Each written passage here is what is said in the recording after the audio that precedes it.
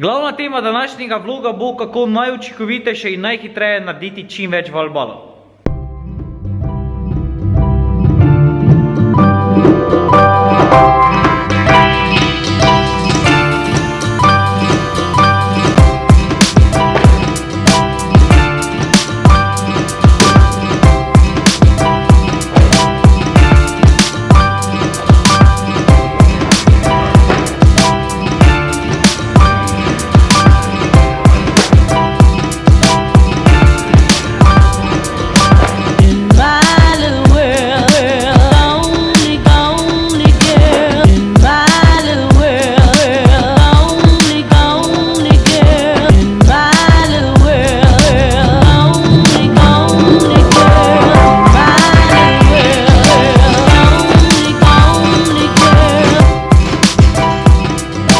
Danes je sobota, včeraj mi ni uspelo trenirati, zato bom današnji trening združil z včerajšnjim, oziroma včerajšnjega z današnjim, kakorkoli. Tako da ja, imam malo več dela, kot bi drugače imel.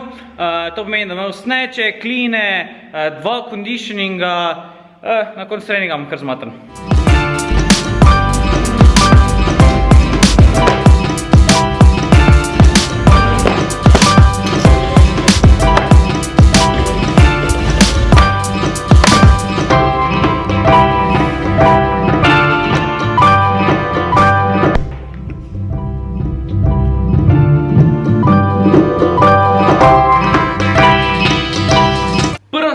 Ki jo pri valbalih moramo poznati, v bistvu je na kako višino moramo žogo spraviti. Temu se reče standard. Standard za moške in standard za ženske.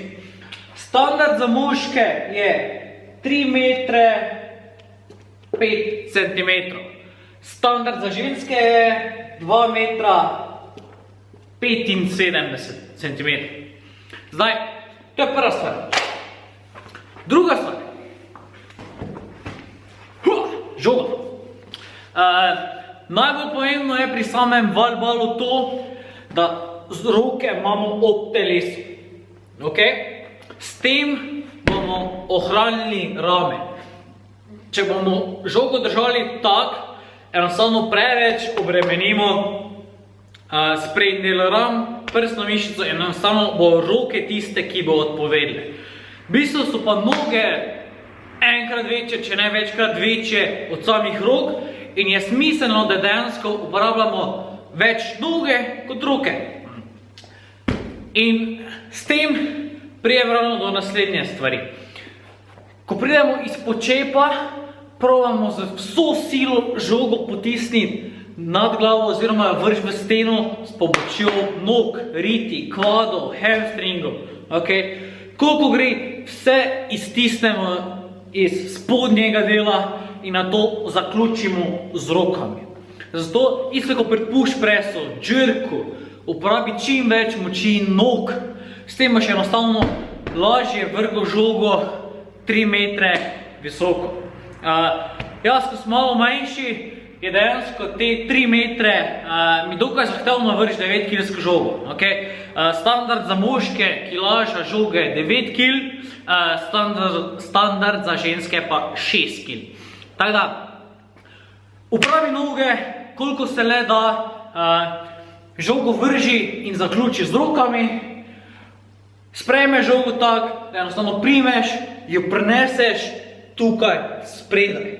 Z komolci čim bliže telesu, ker s tem se lahko dejansko roke malenko spočiješ na samem telesu, ne obremeniš ramenskega obroča toliko in boš lažje delal več ponovitev.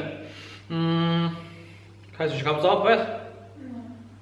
Če so ti valbali dokaj zanimivi in bi rad delal wood, v katerem so valbali, ti predlagam, da delaš wood pod imenom Karen. Karen je v bistvu 150 valbalov na cajt. Uživaj!